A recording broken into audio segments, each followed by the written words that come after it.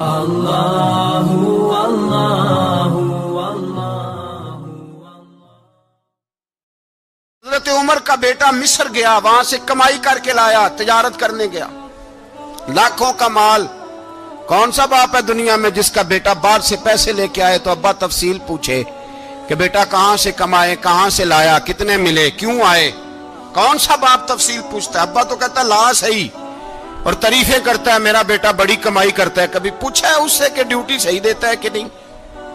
کبھی پوچھا ہے کہ تو ایمانداری کی روزی لاتا ہے کہ حرام کی کماتا ہے؟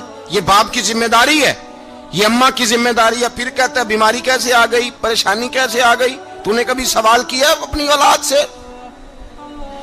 حضرت عمر فاروق رضی اللہ تعالیٰ عنہ کا بیٹا مصر سے پیسے کما کے لایا تو جناب عمر نے بلایا، فرمایا بیٹے اتنی تو تیرے پاس راس ہی نہیں تھی، تھوڑے سے تو پیسے لے کے گیا تھا، اتنی کمائی کیسے ہو گئی؟ اتنے تو پیسے نہیں تھے صاحب، کہاں سے کمائی لائے؟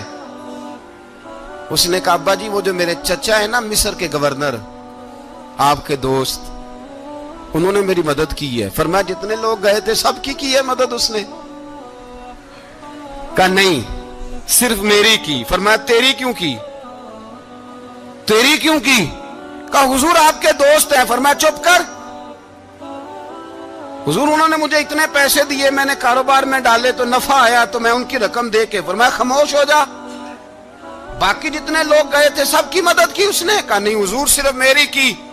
فرمایا اس نے تیری مدد نہیں کی، اس نے خلیفہ کے بیٹے کی مدد کی، اس لیے کہ وہ خلیفہ کو اپنے حق میں نرم کر سکے۔